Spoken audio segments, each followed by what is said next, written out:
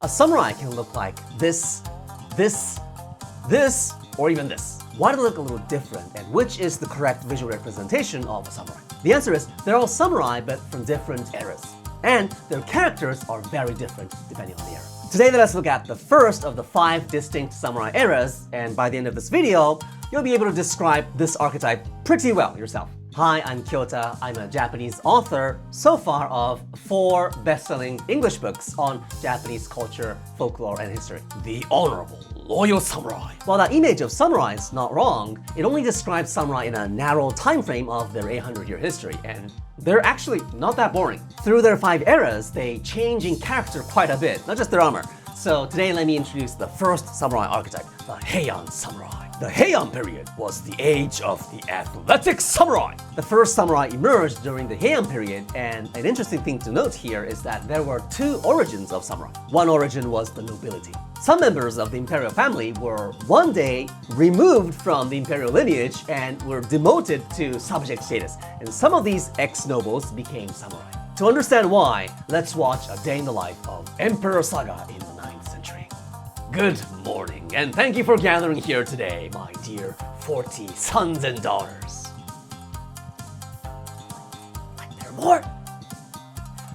My dear 50 sons and daughters. When were you guys born? In this day and age of high child mortality, my advisors advise that I have as many children as possible because having no surviving heir may lead to political instability. And I'm the type who tries to enjoy the process of my duties, so things were quite lively behind closed doors, I must say. Who knew every one of you would survive? Ever since our individual royal allowances, which are generated by our limited tax revenue, have been growing smaller and smaller to the point that I smell poverty in the imperial palace. So we kind of realized that we need fewer members in the royalty. So from today, you guys in this side of the room will draw a line here.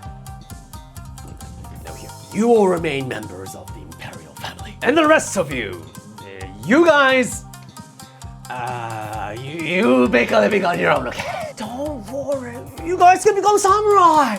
I'll give you a cool family name. You can call yourselves the Minamoto family, aka the Genji Samurai. And that is how the first nobility-born samurai were born. Meanwhile, in the rural areas, another breed of samurai were emerging. The imperial court in Kyoto was the center of politics, and the emperor and all the important nobles were there. And to them, the city of Kyoto was the entire world. Anywhere outside of Kyoto was the land of lowly beings in their eyes. So although they claimed to rule over much of Japan, they didn't really care about what happened in the countryside. There was no police organization to maintain order, so there were bandits everywhere stealing crops from farmers. And there was no court system, so there were neighbor problems between provinces and villages every day. This was why village heads had to arm themselves to protect their land and property. And this was how rural samurai were born. They emerged because the imperial court did not protect its people. And soon, the nobility-born samurai, for example, the Genji Samurai and Heike Samurai, spread throughout Japan. The rural samurai welcomed the Genji and Heike Samurai because they were descendants of the emperor. So they either married them or became their vassals and mixed. And these samurai looked like this.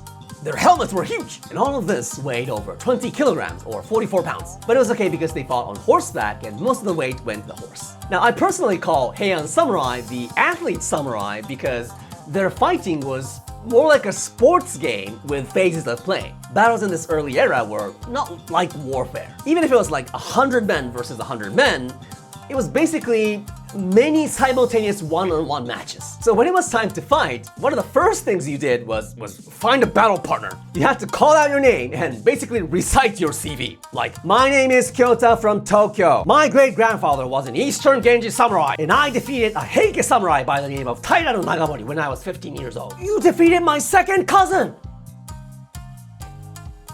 You wanna... Oh, okay. Once they found a partner and the battle started, they first rode past one another on horseback. And just as they crossed, they shot an arrow at close range. They repeated this until one of them was defeated or they ran out of arrows. I'm out. You got 2? Okay, then phase 2. And so in phase 2, they dismounted their horse and pulled out their swords. And usually they ended up grappling each other. So in the Heian period, there were something close to rules and guidelines they more or less followed. Even before the battle, it was customary to send each other letters to agree on a date, time, and place. And on the battle day, when they arrived at the battlefield, one side would shoot an arrow that made a whistling noise. This was called a kaburaya. This notified the other side that, we're ready! And when the other side was also ready, they shot a kaburaya back to say, we're ready too! Then the battle commenced. So that's Heian Samurai. And the samurai legends that remain from this time are like nothing but sports. The legend of Nasu Yoichi. In 1185, the Genji samurai were fighting against the Heian Samurai off the shore of Yashima. The sun was setting, and both sides were about to call it a day, because it's getting dark and it's hard to see each other. Just then, a boat of the Heian Samurai appeared with a long pole raised at its bow. At its tip was a small fan dancing with the wind. A court lady stood there, sending a silent message. If you truly are the truly skilled samurai you think you are, strike this. The distance is long, the sea is unstable, and the target is small. So if this were a high school drama, it's like the Heike faction of boys challenging the Genji faction of boys on a half-court shot. And a girl is watching. So the Genji boys can't back down because it would humiliate them. But nobody on the Genji side wants to volunteer because, what if I miss? But then, a young teenage archer named Nasu Yoichi stepped forward from the Genji side. He rode his horse into the shallow surf.